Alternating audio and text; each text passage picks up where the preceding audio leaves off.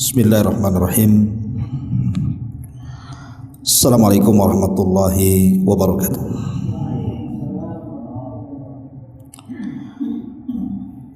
Alhamdulillah wassalatu wassalamu ala Rasulillah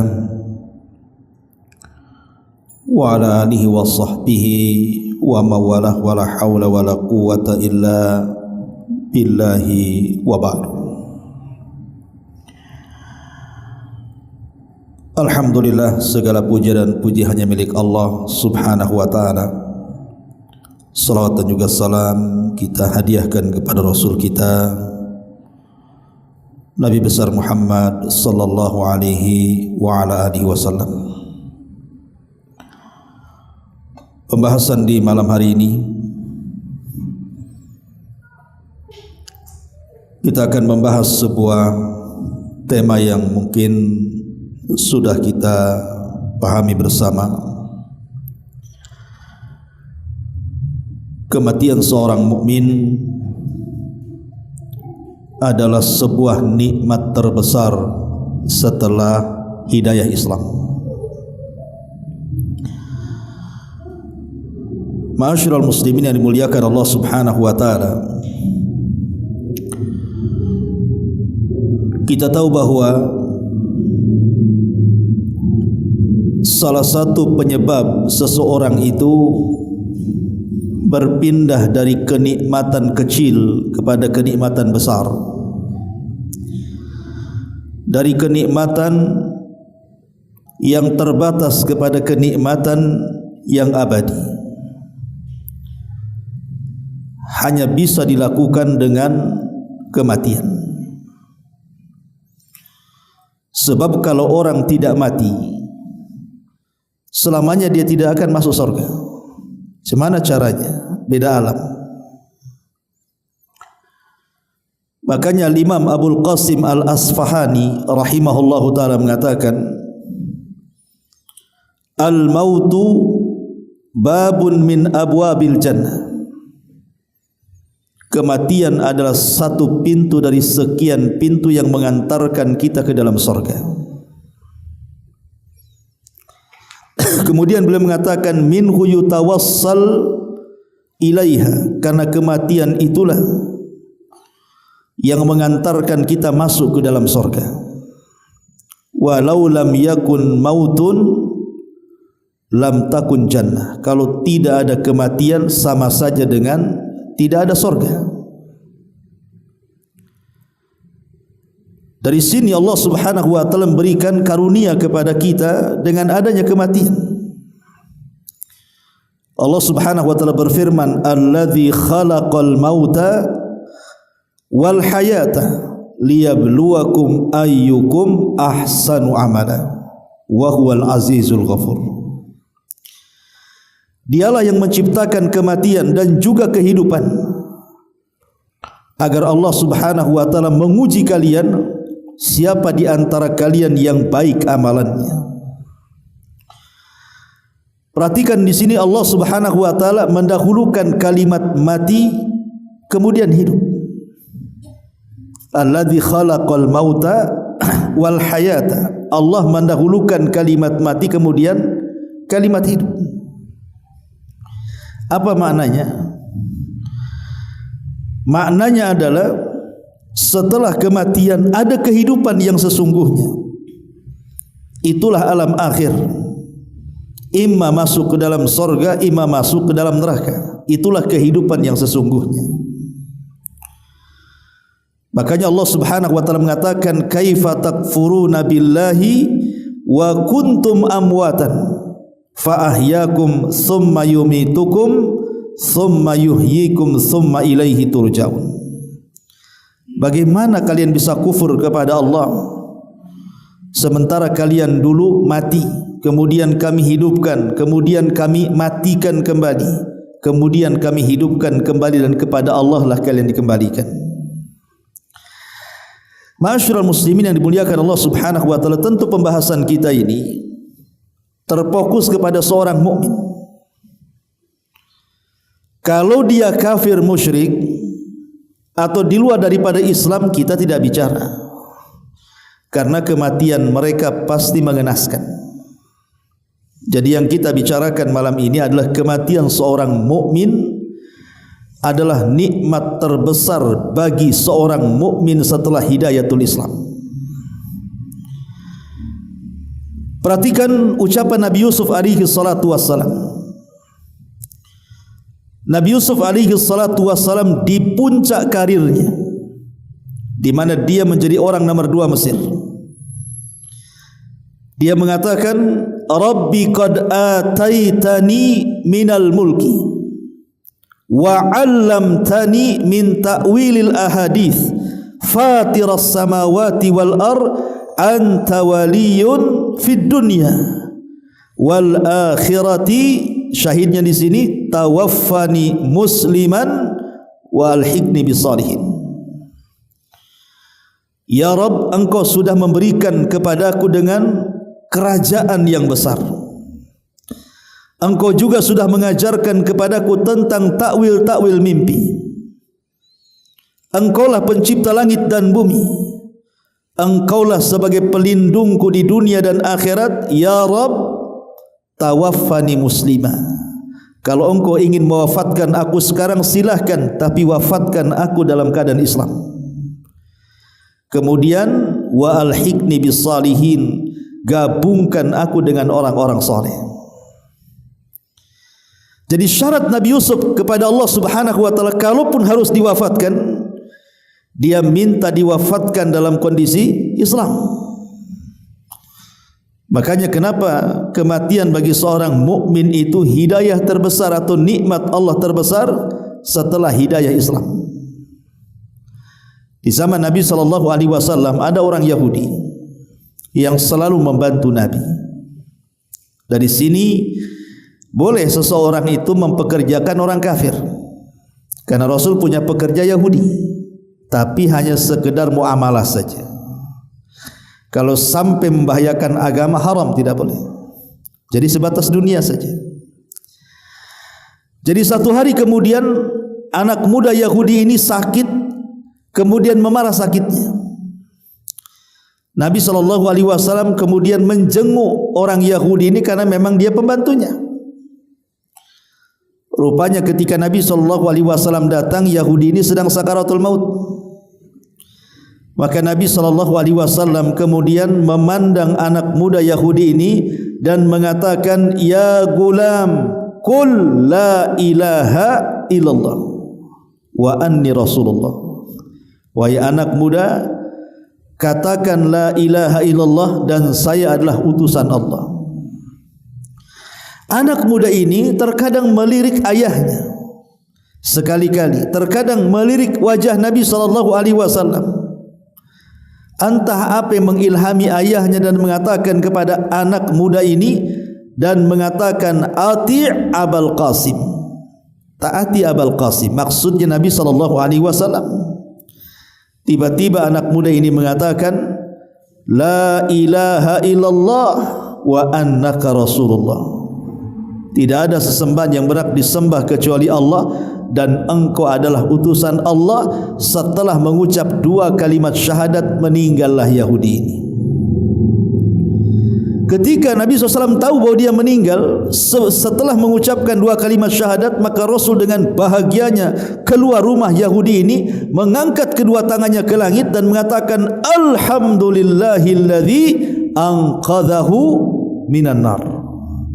Segala puja dan puji hanya milik Allah yang telah menyelamatkan si Yahudi ini dari kobaran api neraka. Kenapa? Karena dia mati setelah Islam. Coba kalau dia mati sebelum Islam, masuk neraka, dikekalkan di dalamnya dia. Ma'asyiral muslimin yang dimuliakan Allah Subhanahu wa taala. Baik, kita akan rinci kenapa kematian seorang mukmin ini menjadi sebuah nikmat. Bukankah kematian itu perkara yang kita takutkan? Allah yang mengatakan di dalam Al-Quranul Karim kan, wa ja'at sakratul mauti bil haqq dzalika ma kunta minhu tahid. Apabila datang sakaratul maut, rasa sakit saat kematian, dan itu sebuah kebenaran, itulah yang membuat kalian takut dari kematian. Siapa yang tidak takut dari kematian? Coba. Tidak ada, orang itu takut mati semua. Apalagi kalau sudah dikuasai oleh syahwat dalam kehidupannya, kejahilannya, takut akan dosa-dosanya, tidak tahu apa yang terjadi setelah kematiannya, makin takut lagi dia mati. Tapi kalau kita renungkan baik-baik, bagi seorang mukmin justru kematian itu yang ditunggu-tunggu, karena itu kenikmatan yang paling besar setelah hidayah Islam. Baik, kita akan tahu kenapa nikmat kematian itu lebih besar bagi kehidupan seorang mukmin setelah hidayah Islam. Pertama, bahwa kematian seorang mukmin itu hakikatnya akan meraih 99 rahmat Allah yang tidak pernah Allah berikan kepada kita di dunia. Dalam hadis yang diriwayatkan dari Abi Hurairah radhiyallahu anhu dan tercantum dalam Sahih Muslim, Nabi sallallahu alaihi wasallam mengatakan, "Inna lillahi mi'ata rahmatin, anzala minha rahmatan wahidatan bainal jinni wal insi wal bahaimi wal hawami, fabiha yata'atafuna wa biha yatarahamuna wa biha ta'taful wahsyu ala waladiha, wa akharallahu tis'an wa tis'ina rahmatan yarhamu biha ibadahu yaumal qiyamah." Apa kata Rasul? Allah itu memiliki 100 rahmat. Yang diturunkan Allah ke bumi ini cuma satu. Jadi dari 100 rahmat itu, yang Allah letakkan di bumi ini cuma satu rahmat saja. Dengan satu rahmat itulah Allah bagi-bagikan kepada jin, kepada manusia, kepada hewan-hewan ternak, kepada hewan-hewan buas dan yang semacamnya. Cukup dengan satu rahmat itulah kita bisa melihat manusia dengan yang lainnya sudah saling menyayangi. Bahkan hewan-hewan juga, termasuk hewan buas sekalipun, dia sayang kepada anaknya. Dan Allah subhanahu wa ta'ala akhirkan yang 99 rahmat itu kelak Allah akan berikan kepada hamba-hambanya pada hari kiamat. Subhanallah. Kalau satu rahmat saja yang Allah berikan kepada kita, kita bisa saksikan bagaimana sayangnya seorang anak kepada orang tua atau sebaliknya. Sayangnya kita dengan saudara-saudara kita dan yang lainnya. Bahkan hewan-hewan buas sekalipun, sekelas buaya, sekelas macan, sekelas harimau, mereka sayang dengan anak-anaknya. Itu semua rahmat Allah subhanahu wa ta'ala. Bagaimana yang satu rahmat saja kita bisa menyaksikan bagaimana kasih sayangnya makhluk dengan makhluk yang lainnya. Bagaimana kalau Allah berikan yang 99 itu kepada kita, seperti apa sayangnya mereka dengan mereka yang lainnya. Dan itu tidak diberikan kecuali setelah kematian kita. Kalau kita tidak mati dapat satu saja, tapi kalau kita mati baru dapat 99 rahmat Allah subhanahu wa ta'ala. Makanya ketika ada seorang ulama, saya lupa namanya, ditanya, kalau seandainya engkau dihadapkan dengan sebuah hisab pada hari kiamat, dan yang menghisab dirimu adalah dua, satu ibumu atau orang tuamu, dan yang kedua adalah Allah subhanahu wa ta'ala, kau milih dihisab oleh siapa? Oleh ibumu, oleh ayahmu, atau dihisab oleh Allah subhanahu wa ta'ala? Maka ulama ini mengatakan, tentu aku lebih mau dihisab oleh Allah dibandingkan kedua orang tuaku. Walaupun sayangnya orang tua kepada kita itu kan cuma satu rahmat saja, tapi sayangnya Allah kepada kita melebihi sayangnya orang tua kepada kita. Makanya ketika Nabi SAW menawan banyak tawanan hasil perang, kalau enggak salah perang Hunain,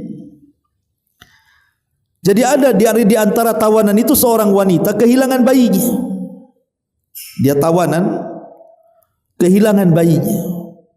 Dicari-cari bayinya enggak ketemu. setiap ada ibu yang menggendong bayi, diliriknya bayinya, jangan tuh bayinya.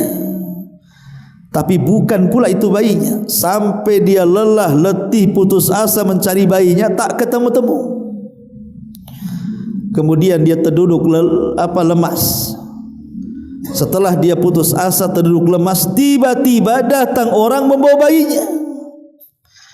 Coba, bagaimana tidak bahagia ibu ini? Kehilangan bayinya, sudah dicari sedemikian rupa tak ketemu-ketemu, tiba-tiba ada yang mengantar. Apa tidak sayang ibu ini? Langsung diambilnya, langsung dipeluknya, langsung diteteinya. Pokoknya semua yang ada pada dirinya sudah enggak kepikir lagi, karena dia sudah sayang dengan anaknya. Tiba-tiba Nabi melirik kepada kejadian ini, kemudian memanggil para sahabatnya.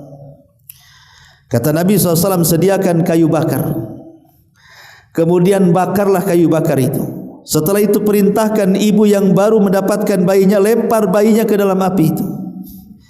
Kata para sahabat, ya Rasulullah, tidak mungkin, mustahil dia mau melempar bayinya. Engkau tidak melihat bagaimana sayangnya orang tua kepada bayinya, kau suruh pula dia lempar ke dalam api? Kata Nabi SAW, demi Allah, Allah lebih sayang kepada kita dibandingkan orang tua itu kepada bayinya. Allah lebih sayang dengan kita. Jadi kematian seorang mukmin itu hakikatnya dia akan mendapatkan 99 rahmat Allah Subhanahu wa taala. Ini yang pertama. Kemudian yang kedua, kematian seorang mukmin itu hakikatnya dia telah mengistirahatkan dirinya dari kepenatan dunia. Dunia ini darul bala, tempat orang diuji, ikhwan. Tempat orang diuji dan diberikan musibah oleh Allah Subhanahu wa taala. Di dunia ini tidak bisa istirahat. Istirahat sekejap, bekerja lagi. Nanti kemudian tenang sesaat, banyak masalah lagi. Kemudian tertawa sesaat, banyak menangis lagi, dan begitu seterusnya kehidupan dunia ini. Kehidupan dunia ini tidak lepas daripada bahagia, sengsara, mudah, sulit, berkumpul, berpisah. Begitulah kehidupan dunia. Pasti lelah kehidupan dunia ini. Ada saat-saatnya kita lelah. Tetapi kematian seorang mukmin itu mengakhiri keletihan, kelelahan dan kepenatan dunia. Satu hari disebutkan dalam sebuah riwayat dari Qatadah Al-Harith ibn Rib'i radhiyallahu an, Abu Qatadah Al-Harith ibn Rib'i. Hadis ini dikeluarkan Imam Bukhari dalam sahihnya. Jadi Nabi SAW melihat jenazah yang diusung oleh para sahabat. Ada jenazah yang diusung oleh para sahabat. Kata Nabi SAW, mustarih wa mustarahum minhu. Mustarih wa mustarahum minhu. Rasul mengatakan di hadapan para sahabatnya, bisa saja jenazah itu dia akan beristirahat dari penatnya dunia, atau bisa saja jenazah itu orang lain yang beristirahat dari dia. Rasul mengatakan bisa saja dia yang beristirahat setelah kematiannya, atau orang lain beristirahat dari dia. Sahabat bertanya, apa maksudnya? Maka kemudian Rasul mengatakan, ammal mustarih, adapun yang disebut mustarih, dia beristirahat dari kepenatan dunia, adalah al-abdul mu'min yastarih min nasabid dunya wa adhaha ila rahmatillahi azza wa jalla. Adapun mustarih adalah seorang hamba mukmin yang beristirahat dari kepenatan dan dari keletihan dunia dan seluruh yang akan mengganggunya, menuju kerahmatan Allah Subhanahu wa taala. Adapun mustarahu minhu adalah al-abdul fajir, yastarihu minhu al-ibad wal bilad wasyajar wad dawab. Seorang hamba yang jahat, di mana manusia merasa istirahat dengan kematiannya. Negeri-negeri merasa beristirahat dari kematiannya. Pohon-pohon merasa beristirahat dari kematiannya. Binatang-binatang merasa istirahat dari kematiannya. Sebab kalau dia hidup, dia jahat masalahnya. Makanya kalau dia mati, maka semua makhluk hidup beristirahat dari kematiannya. Tinggal milih, kita ini kematiannya akan mustarih atau mustarahu minhu. Maka kematian seorang mukmin itu adalah mustarih, dia akan beristirahat dari kepenatan dunia. Ma'asyiral muslimin yang dimuliakan Allah Subhanahu wa taala, ini yang kedua. Yang ketiga, kematian seorang mukmin itu akan memperjumpakan kita dengan Allah Subhanahu wa taala. Akan memperjumpakan kita dengan Allah Subhanahu wa taala. Dalam sebuah hadis Nabi sallallahu alaihi wasallam mengatakan, dalam hadis ini terdapat dalam riwayat Aisyah Ummul Mukminin radhiyallahu anha. Apa kata Nabi sallallahu alaihi wasallam? Man ahabba liqa Allah ahabballahu liqa'ah, wa man kariha liqa Allah karihallahu liqa'ah. Barang siapa yang cinta berjumpa dengan Allah, maka Allah akan cinta berjumpa dengan dia. Barang siapa yang benci berjumpa dengan Allah, Allah pun benci berjumpa dengan dia. Aisyah mengatakan, ya Rasulullah, ahwal mautu, apa yang kau maksudkan itu kematian? Barang siapa yang cinta berjumpa dengan Allah, Allah cinta berjumpa dengan dia. Barang siapa yang benci berjumpa dengan Allah, Allah benci dengan dia. Apakah yang anda maksudkan kematian wahai Rasul? Ini kata Aisyah. Maka Nabi SAW, Aisyah radhiyallahu anha melanjutkan kata-katanya, fakulluna nakrahul maut Rasul. Di mana-mana manusia itu pasti benci dengan kematian. Macam mana dia bisa cinta dengan kematian? Tidak ada orang yang cinta dengan kematian, semua benci kematian. Bagaimana kau katakan barang siapa yang cinta berjumpa dengan Allah, Allah akan cinta berjumpa dengan dia? Bukankah kita benci dengan kematian? Maka Nabi SAW mengatakan, ya Aisyah, walakin al-mu'min idha hadara ajalahu basyarathul malaikatu birahmatillahi wa ridwani fayuhibbu liqa Allah wa yuhibbullahu liqa'ah. Aisyah, dengarkan kata Nabi, seorang mukmin apabila telah datang ajalnya, maka para malaikat-malaikat akan datang membisikkan dengan kabar gembira dengan rahmat Allah dan keridhaannya. Jadi seorang mukmin itu saat detik-detik sakaratul maut, maka yang akan mendatanginya adalah 4 malaikat, 1 malakul maut dan 3 malaikat rahmat, atau disebut dengan rusulul maut, rasul-rasul kematian. Lah ketika malaikat maut ini mencabut nyawanya, maka rusulul maut, malaikat-malaikat yang lainnya, yang satu akan menyediakan kain kafan dari sorga, yang satu membawa hanut minyak wangi dari sorga, dan yang satu membisikkan di telinganya dan mengatakan, alla takhafu wa la tahzanu wa abshiru bil jannati allati kuntum tu'adun. Engkau jangan takut, engkau jangan sedih, sorga sudah menantimu. Bayangkan kalau kita dibisikkan seperti itu saat kematian, apa enggak bahagia kita? Pasti ketika itu kita ingin segera berjumpa dengan Allah. Maka Aisyah radhiyallahu anha dijelaskan oleh Nabi, wahai Aisyah, maksud kalimat barang siapa yang cinta berjumpa dengan Allah, Allah cinta berjumpa dengan dia itu karena seorang mukmin itu apabila saat-saat sakaratul maut akan dibisikkan di telinganya, jangan takut, jangan sedih, sorga Allah sudah menantimu. Kemudian diletakkan di kain kafan dari sorga, minyak wangi dari sorga, kemudian diangkat ke langit dan diperjumpakan dengan Allah Subhanahu wa taala. Maka dia sangat ingin berjumpa dengan Allah dan sangat suka berjumpa dengan Allah, maka Allah pun sangat senang berjumpa dengan dia. Ketika berjumpa dengan Allah setelah melewati langit ketujuh, maka Allah katakan, kembalikan ruhnya ke dalam jasadnya, letakkan catatannya fil illiyin. Ma'asyiral muslimin yang dimuliakan Allah Subhanahu wa taala. Dari sini kita tahu bahwa kematian seorang mukmin itu hakikatnya dia akan berjumpa dengan Allah. Bagaimana tidak nikmat? Itu sebuah nikmat yang sangat besar. Kematian memperjumpakan kita dengan Allah Subhanahu wa taala. Ini yang ketiga. Yang keempat, kematian seorang mukmin itu menyedikitkan keburukan dan menyedikitkan maksiat dia kepada Allah Azza wa Jalla. Kita tahu bahwa seburuk-buruk manusia adalah yang panjang umurnya, buruk pula amalnya. Tapi sebaik-baik manusia adalah yang panjang umurnya, baik pula di amalannya. Artinya kalau seandainya orang ini tidak baik amalannya, maka umur pendek lebih baik bagi dia dibandingkan umur panjang. Tapi kalau dia baik amalnya, maka umur panjang bagi dia lebih baik daripada umur pendek.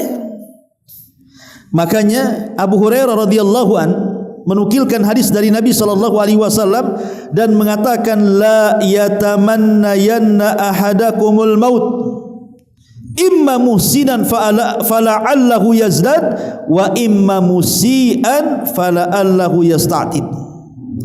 Janganlah salah seorang di antara kalian itu berangan-angan ingin mati, sebab kalau seandainya dia itu orang baik, bisa dia tambah pahala kebaikannya. Kalau dia orang jahat, adalah waktu untuk bertobat. Tapi kalau seandainya ada seorang mukmin, dia orangnya baik, orangnya taat kepada Allah Azza wa Jalla, tiba-tiba dipendekkan umurnya, maka itu kenikmatan besar bagi dia. Kenapa? Karena Allah tidak memberikan kesempatan umur panjang, nanti dia terjerumus kepada su'ul khatimah. Ya. Boleh jadi kalau seandainya awalnya dia istiqomah, akhirnya kemudian berubah. Nah, siapa yang tahu? Makanya kan ada istilah di masyarakat itu, kalau ada orang baik tiba-tiba meninggal, iya memang orang baik itu cepat mati katanya. Orang jahat itu tuh sebelah tuh tak mati-mati katanya. Didoakan satu RT pun tak mati-mati. Kan ada tuh istilah di masyarakat itu. Ya. Kasihan orang baik kok cepat mati gitu. Sebenarnya yang kasihan orang yang ngomong kasihan. Karena dia meninggal, kalau memang dia itu orang taat, orang baik, justru itu kenikmatan terbesar bagi kehidupan dia. Kenapa? Dengan meninggalnya dia beristirahat, dengan meninggalnya dia tidak diberikan kesempatan untuk maksiat lagi. Yang dibawa hanya ketaatannya ke dalam liang lahat. Maka kematian seorang mukmin itu hakikatnya memberhentikan dari maksiat dan dosa. Ma'asyiral muslimin yang dimuliakan Allah Subhanahu wa taala. Apalagi ini yang keempat, yang kelima. Kematian seorang mukmin itu ikhwan, kenapa disebut sebuah nikmat terbesar setelah hidayah Islam? Karena dia akan memanen apa yang dia tanam di dunia selama hidupnya. Sekarang apa gunanya antum sholat, hadir di majelis ta'lim, bersedekah, umroh dan haji, menghabiskan biaya, kemudian berzikir, membaca Al-Quran? Untuk apa coba? Kalau bukan kita ini ingin mengambil hasilnya. Karena ada istilah para ulama itu, ad-dunya mazra'atul lil akhirah. Dunia ini tempat bercocok tanam, kelak hasilnya itu dipanen di akhirat. Jadi kalau kita menanam kebaikan di dunia, kita akan menuai kebaikan di akhirat. Kalau kita tanam keburukan di dunia, kita akan menuai keburukan di akhirat. Jadi hakikat kematian seorang mukmin itu hakikatnya dia akan memanen apa yang sudah dia amalkan di dunia. Dia akan mendapatkan apa yang selama ini dia lelah letihkan di dunia. Dari solat dia, solat malam dia, dari puasa dia, dari jihad dia, baca Quran dia. Nanti kita akan tahu apa hasilnya di akhirat. Kalau di dunia kan tidak tahu hasilnya. Antum solat 5 waktu gebak-gebuk sana sini, lelah letih, ngantuk-ngantuk tengah malam solat, apa loh hasilnya? Kan belum nampak tuh. Ya ada hasilnya nampak sedikit di dunia, tapi hasil yang sesungguhnya kelak akan tampak setelah kematian kita. Baru kita tahu apa itu manfaat solat. Makanya kenapa orang-orang yang mati saja, baru saja dia mati, dia akan mengatakan kepada Allah Subhanahu wa taala, Rabbi laula akhartani ila ajalin qarib fa asaddaqa wa akum minas salihin. Ya Rabb, kalau kau hidupkan aku sesaat saja ke bumi, tentu aku akan sedekahkan semua hartaku daripada jadi rebutan ahli waris. Tentu aku akan bergabung dengan orang saleh, hadir di majlis taklim, rajin salat, rajin puasa, dan begitu seterusnya. Itu angan-angan orang yang mati itu. Karena dia tahu, oh beginilah hasil panen dia setelah lelah letihnya beribadah sebelum kematiannya. Jadi hakikat kematian seorang mukmin itu dia hendak memanen hasil sebenarnya apa yang sudah diupayakan di dunia. Ma'asyiral muslimin yang dimuliakan Allah Subhanahu wa taala, ini yang keenam. Kemudian yang ketujuh, liqa al-ahibbah. Dengan kematian seorang mukmin adalah sebuah nikmat yang besar setelah hidayah Islam. Kan hakikatnya kematian seorang mukmin itu akan diperjumpakan dengan orang-orang yang selama ini ia rindukan, namun lebih dulu meninggal dibandingkan dirinya. Boleh jadi ketika di dunia ibunya meninggal duluan, ayahnya meninggal duluan, istrinya meninggal duluan, guru-gurunya, ulamanya, masyayikhnya meninggal duluan, dan orang-orang yang dicintainya meninggal duluan. Boleh jadi ada rasa kerinduan, kita ingin berjumpa dengan mereka, tapi kan mustahil yang satu hidup, yang satu mati kan? Yang satu di dunia, yang satu di alam barzakh. Macam mana akan ketemu? Tapi semata-mata kematian seorang mukmin itu, ikhwan, hakikatnya dia akan memperjumpakan dia dengan orang-orang yang selama ini ia rindukan. Orang tua yang dirindukan akan berjumpa, pasangan-pasangan yang dirindukan akan berjumpa, anak-anak yang mati duluan akan berjumpa, selama mereka itu mati di atas Islam. Kalau mereka mati kafir, yang akan berjumpa. Tapi kalau mereka matinya di atas Islam, maka Allah akan perjumpakan kita dengan mereka. Ma'asyiral muslimin yang dimuliakan Allah Azza wa Jalla, bukan hanya setakat berjumpa dengan ibu kita yang beriman, ayah kita yang beriman, anak kita yang masih fitrah meninggal, pasangan-pasangan kita, hatta dengan Nabi sallallahu alaihi wasallam dan orang-orang saleh, para syuhada, para siddiqin, para salihin, kita akan berjumpa dengan mereka. Bilal ibn Rabah saat detik-detik wafatnya, istrinya kemudian mengatakan di hadapan Bilal yang sedang sakaratul maut, dia mengatakan, wa huzna, alangkah kasihannya suamiku, katanya. Alangkah kasihannya suamiku, kata istrinya Bilal nih. Bilal sedang sakaratul maut. Kata Bilal, jangan kau katakan seperti itu, tapi katakanlah, ya farha, bergembiralah, bergembiralah. Kemudian Bilal mengatakan, gadan nalqal ahibbah Muhammadan wa hizbah. Dia mengatakan, besok saya akan berjumpa dengan orang yang saya cintai, Muhammad dan para pengikutnya, katanya. Padahal besok mau mati dia, tapi dia ngomong kepada istrinya, besok saya akan berjumpa dengan Muhammad, besok saya akan berjumpa dengan para pengikutnya, para sahabatnya. Dengan yakinnya Bilal, ya, karena kita akan berjumpa dengan mereka. Kalau kematian kita ini dan kematian mereka itu di atas Islam, alladzina amanu wattaba'athum dzurriyyatuhum biimanin alhaqna bihim dzurriyyatahum. Orang-orang yang beriman kemudian menularkan keimanannya kepada keluarga besarnya, maka kelak pada hari kiamat mereka akan ditemukan dan digabungkan karena keimanannya. Dahulu di zaman Rasul ada seorang sahabat namanya Thauban. Thauban ini maulan Nabi, pembantu Nabi. Dia orang yang paling cinta dengan Nabi. Kalau tidak memandang wajah Nabi, sakit dia. Jadi setiap hari itu harus memandang wajah Nabi, entah pagi, entah siang, entah sore, entah malam. Jangan sampai satu hari itu tidak memandang wajah Nabi. Qadarullah. Nabi safar, entah keperluan jihad atau apa namanya. dan itu berhari-hari. Karena menahan kerinduan Thauban ingin menatap wajah Rasul, akhirnya dia jatuh sakit. Thauban ini jatuh sakit karena lama Rasul tidak pulang, akhirnya dia kurus, tidak sanggup untuk mengangkat badan dari pembaringannya. Sampailah Nabi SAW datang dari safar, dilaporkan bahwa Thauban pembantunya bekas maulanya sakit. Datanglah Nabi SAW ke rumah Thauban dan mengatakan, ma sya'nuka ya Thauban, ada apa dengan engkau wahai Thauban? Kenapa kau seperti ini? Kenapa kau sakit parah seperti ini?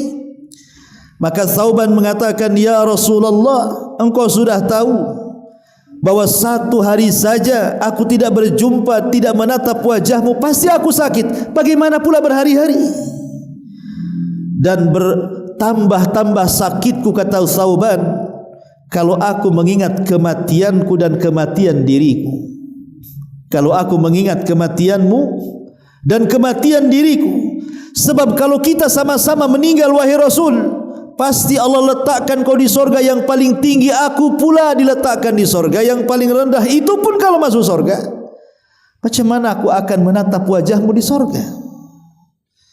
Maka Nabi SAW terdiam sampai turun ayat surah An-Nisa 69. Wa man yuti'illaha wa rasulahu faulaika ma'alladzina an'amallahu 'alaihim minan nabiyyin was-siddiqin wasyuhada'i was-salihin wa hasuna ulaika rafiqa. Siapapun yang mentaati Allah dan Rasulnya, maka mereka akan bersama orang yang Allah berikan nikmat kepada mereka dari kalangan para nabi, para siddiqin, para syuhada dan orang-orang saleh. Artinya kita akan berjumpa dengan mereka. Kita akan berjumpa dengan Nabi SAW. Makanya Syekhul Islam Ibn Taimiyah rahimahullahu ta'ala mengatakan, wa arwahul ahya idza qubidat tajtami'u bi arwahil mauta. Apa kata Ibn Taimiyah?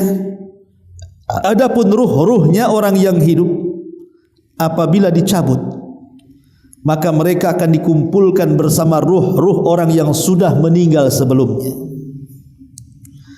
Wa yas'alul mauta al-qadim alaihim an halil ahya. Maka ketika mereka berjumpa nih ruh-ruh nih yang mati duluan akan berkata kepada orang yang mati belakangan tentang kehidupan apa yang mereka tinggalkan di dunia. Seperti mengatakan, ma fa'ala fulan, apa yang dilakukan tetangga si fulan, dia kan masih hidup belum mati. Apa yang dilakukan teman kita si fulan, apa yang dilakukan fulan dan fulan, apakah si fulan sudah menikah atau tidak, punya anak atau tidak, macam mana pekerjaannya, semua akan ditanya tuh ketika mereka berjumpa tuh. Bernostalgia lagi. Kemudian ruh yang datang mengatakan begini dan begitu, begini dan begitu, dijawab oleh mereka. Ma'asyiral muslimin yang dimuliakan Allah Azza wa Jalla. Kemudian kata Syekhul Islam, wa amma arwahul mauta fatastami'u al-a'la yanzilu ilal adna wal adna la yas'ud ilal a'la. Tetapi kata Syekhul Islam, kalau ruh ini memang tingkatannya lebih tinggi dibandingkan ruh yang lainnya, tentu ruh yang di atas akan menemui ruh yang di bawah, tapi ruh yang di bawah tidak mungkin menemui ruh yang di atas karena sesuai dengan amalannya. Ya. Jadi ruh yang tingkatan tinggi itulah yang akan datang. Makanya dalam hadis yang panjang sekali dari hadis Bara bin Azib radhiyallahu anhu, ketika Nabi SAW berbicara tentang ruh yang dicabut oleh malaikat maut dan dia ruhnya seorang mukmin dengan mengatakan ukhruji radiyatan mardiyah, keluarlah dengan keridhaan Allah Subhanahu wa taala. Maka ruh keluar ka'atyabi rihil miski, lebih wangi daripada minyak kasturi. Sampai akhirnya ruh ini berjumpa dengan ruh-ruh yang lainnya dan hendak ditanya, tapi ditegur yang lainnya, biarkan dulu, dia masih penat, dia masih capek, biarkan dia istirahat dulu katanya. Jadi ruh-ruh yang lainnya itu pengen tanya sebenarnya, tapi yang baik ruhnya mengatakan jangan, dia baru datang, dia masih penat, biar istirahat dulu katanya. Lihat, ma'asyiral muslimin yang dimuliakan Allah Azza wa Jalla, Dan apa yang dikatakan Imam Syekhul Islam Ibn Taimiyah itu jadi dikuatkan oleh Imam Ibnul Qayyim dalam kitab Ar-Ruh, dan dia mengatakan wahia anna arwahal mauta tatalaqa wa tatazawar wa tatadzakar, bahwa ruhnya seorang yang meninggal mereka akan saling berjumpa, saling menziarahi dan saling mengingatkan nostalgia mereka di dunia. Tetapi walaupun demikian, sebagian para ulama mengatakan ini kan perkara gaib, ikhwan. Ya, ada yang menetapkan mereka akan jumpa, ada yang menafikan mereka akan jumpa, ada juga yang tawakuf. Tapi pendapat Syekhul Islam dan Imam Ibnul Qayyim muridnya, maka ruh-ruhnya seorang mukmin akan berjumpa dengan mukmin yang lainnya. Boleh jadi dengan orang tuanya, boleh jadi dengan anak yang meninggal, boleh jadi dengan pasangannya dan begitu seterusnya. Dan ini kenikmatan yang sangat besar, dan itu tidak bisa kita lakukan kecuali dengan kematian. Bagaimana caranya kita berjumpa dengan orang tua yang sudah meninggal kalau enggak mati? Ya, meninggal duluan lah. Dari sini kita tahu kematian seorang mukmin ini nikmat besar setelah hidayah Islam, karena hakikatnya mereka akan berjumpa dengan orang-orang yang mereka cintai di dunia. Kalau kematiannya sama-sama mati di atas iman. Ma'asyiral muslimin yang dimuliakan Allah Azza wa Jalla, ini yang ke berapa? Yang ke-6, yang ke-7. Tabdilul jasad ila ma huwa ajmal minad dunya bi aktsar. Ketika kita di dunia, terkadang kita mengeluhkan jasad kita. Yang pesek ingin mancung, yang pendek ingin tinggi, yang hitam pula ingin putih, yang putih pula ingin coklat. Kan begitu hidup di dunia itu. Enggak akan ada puasnya. Allah sudah memberikan badan kepada kita, kita tidak akan puas. Walaupun menurut manusia dia paling cantik, tapi dia pun masih kurang cantik. Walaupun orang mengatakan dia paling tampan, dia sendiri merasa masih kurang tampan. Yang keriting rambutnya pengen lurus, yang lurus pula pengen keriting. Begitu manusia. Yang kurus pengen gemuk, yang gemuk pula pengen kurus. Memang begitu manusia. Dia tidak akan puas dengan badannya. Tapi dengan kematiannya, kalau dia seorang mukmin, kalau dia orang yang bertakwa, maka itu lebih nikmat setelah hidayatul Islam. Maka hakikatnya itu semua tidak akan dipikirkan setelah kematian, ikhwan. Kenapa? Karena orang-orang yang meninggal dunia dan dia seorang mukmin, apabila ditakdirkan masuk surga, maka bentuk mereka akan dibentuk seperti abuhum Adam, bapak mereka Adam. Tingginya 30 meter atau 60 hasta, lebarnya 7 hasta atau 3,5 meter, dan tampannya luar biasa. Kalau Nabi Yusuf saja mendapatkan separuh ketampanan Adam, membuat para wanita teriris-iris jarinya, macam mana pula Adamnya? Yusuf itu kan hanya mengambil ketampanan Adam saja separuh, sementara Adam itu sempurna ketampanannya, dan semua akan dimiripkan dengan Adam, baik parasnya, baik wajahnya, baik akhlaknya, dan semuanya. Jadi dengan semata-mata kematian, seorang mukmin akan berikan nikmat karena akan merubah fisiknya secara total dan tidak akan memikirkan fisiknya sama sekali. Oh, di dunia itu kan masih mikir fisik, yang pincang ingin jalan, tapi tidak ada yang jalan ingin pincang. Tapi kan umumnya orang itu kan ingin sempurna. Lihat wanita-wanita itu pengen sempurna, ngabiskan dompet suaminya kan. Akhirnya apa? Beli skanker, apa itu istilahnya? Skanker, istilah wanita itu. Enggak paham saya. Ya. Bedak-bedak enggak tahulah istilah-istilah mereka itu. Tapi itu tak murah harganya. Mahal pula itu. Bedak kecil 300.000. Subhanallah, pakai seminggu. Ya. Habis. Nauzubillah. Ya. Tapi itulah sehingga ada istilah mereka itu, bang kalau mau cantik keluarkan uang katanya, tapi kalau mau jelek jangan pula dikritik katanya. Tak keluar duitnya. Sampai seperti itu. Bahkan yang lebih parah itu sampai dioperasi kan, sampai keluar negeri ya. Sampai ke Thailand istilahnya sana ya. Saking ingin dioperasinya, ingin cantik, sedemikian rupa manusia itu tidak puas dengan dandanan dan kecantikan, ketampanan yang Allah anugerahkan. Tapi setelah kematian tidak akan terpikir itu. Karena kematian seorang mukmin itu semua akan merubah fisiknya. Ma'asyiral muslimin yang dimuliakan Allah Subhanahu wa taala, ini yang ketujuh. Dan kematian seorang mukmin hakikatnya dia keluar dari penjara dunia. Nabi SAW bersabda, ad-dunya sijnul mu'min wa jannatul kafir. Dunia ini penjara bagi orang yang beriman, tapi sorga bagi orang kafir. Apa sih maksudnya penjara di sini? Karena di dunia ini antum masih terpenjara, ikhwan. Tidak bisa antum lepas dari ibadah, kan? Antum harus sholat 5 waktu. Tidak boleh meninggalkan sholat 1 waktu saja, bisa kufur kita. Datang Ramadan harus puasa 1 bulan, tidak bisa antum itu batalkan 1 hari saja. Antum harus zakat kalau sudah sampai haul dan nisabnya. Antum harus haji kalau antum sudah punya kesanggupan. Antum harus memberikan nafkah kepada keluarga karena antum sudah jadi kepala keluarga. Macam-macam tugas kita ini. Seorang-orang kita terpenjara di situ. Karena kita tetap beribadah masalahnya. Tidak bisa istirahat dari ibadah sedikit pun. Tapi setelah ada kematian, tidak ada solat lagi, ikhwan. Setelah kematian itu tidak ada puasa, tidak ada haji, tidak ada umroh, tidak ada apa-apa. Yang ada nikmat di atas nikmat. Dulu saya ceritakan tentang kisah Al-Hafidh Ibnu Hajar Al-Asqalani. Al-Hafidh Ibnu Hajar Al-Asqalani, pengarang kitab Fathul Bari, pengarang kitab Bulughul Maram, dan banyak karyanya. Dia ulama sekaligus mufti Mesir di zamannya. Seorang mufti kerajaan Mesir yang kala itu Mesir memang di puncak-puncak ekonomi. Ya tentu mufti kerajaan pasti kaya, digaji, dikasih fasilitas, dikasih baju yang indah-indah dan mewah-mewah. Dia mufti, wajar, dihargai dan dihormati. Satu hari Ibnu Hajar ini naik kuda. Zaman itu kan memang kendaraan paling ini kuda atau unta. Naik kuda dia ke pasar.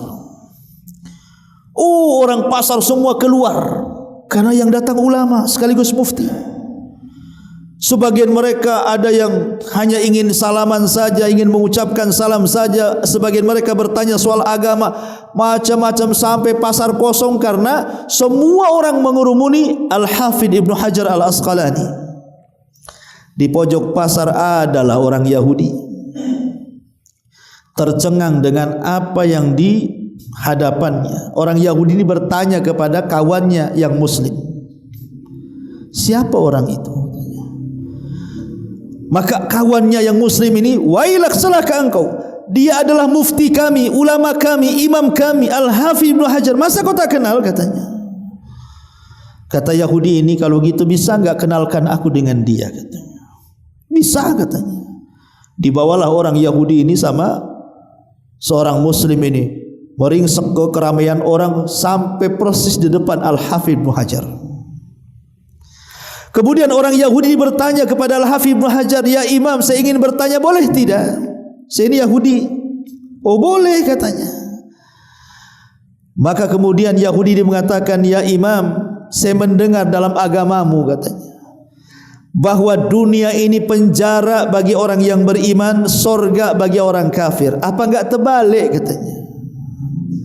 Saya lihat engkau senang hidupnya, lihat kendaraanmu mewah, lihat bajumu megah, gajimu tinggi, kau dihargai, dihormati, mana ada penjara bagimu, katanya. Tapi lihat saya orang Yahudi yang di matamu dianggap kafir. Saya kere, saya miskin, saya belangsak, katanya. Tidak ada yang menghargai saya, tidak punya kendaraan, tidak punya baju megah, dan begitu seterusnya. Apa enggak terbalik tuh hadis itu, katanya. Orang Yahudi ini mengatakan kepada Al-Hafidh Ibnu Hajar, mengatakan, apa enggak terbalik hadis itu? Harusnya dunia ini sorga bagimu, neraka bagiku, katanya. Tapi karena syubhat ini bukan diberikan kepada kita. Kalau diberikan kepada kita mungkin pusing kita jawabnya. Tapi syubhat ini diberikan kepada ulama, gampang saja jawabnya. Karena sudah siap dengan jawabannya. Dia alim. Apa kata Al-Hafidh Ibnu Hajar? Hei Yahudi, katanya, tetap saja walaupun aku seperti ini, dunia ini penjara bagiku, katanya. Aku masih tidak boleh meninggalkan solat, aku tidak bisa meninggalkan puasa Ramadan, aku harus zakat, aku harus haji, aku harus begini. Kapan aku istirahat? Tapi dengan apa yang Allah janjikan di sorga, dengan kenikmatan yang tiada tara, yang tidak pernah dilihat mata, didengar telinga, terlintas di hati-hati manusia saja tidak bisa, baru dunia ini bagaikan penjara bagiku. Tapi engkau, kata Al-Hafidh Ibn Hajar kepada Yahudi, dibandingkan dengan apa yang Allah akan janjikan kepadamu dengan neraka yang berkobar-kobar itu, di dunia bagimu itu sorga. Sebab kalau kau masuk neraka pasti ingin balik ke dunia, katanya.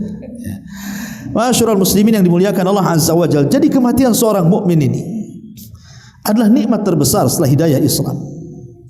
Karena kematian itu yang ke-9 adalah ketenangan yang hakiki. Jadi kematian itu ketenangan yang hakiki. Di dunia orang mencari ketenangan itu hanya sesaat saja. Bahkan terkadang ketenangan itu dicari dengan cara yang maksiat, kan? Ingin tenang minum khamar, ingin tenang narkoba, ingin tenang maksiat, dan begitu seterusnya, berjudi, macam-macam. Tapi setelah lewat semuanya, hilang tenangnya, datang pusingnya. Kan begitu manusia itu. Tapi orang yang sudah meninggal dunia dan dia seorang mukmin, hakikatnya dia adalah mendatangkan ketenangan dalam hidupnya yang bersifat hakiki.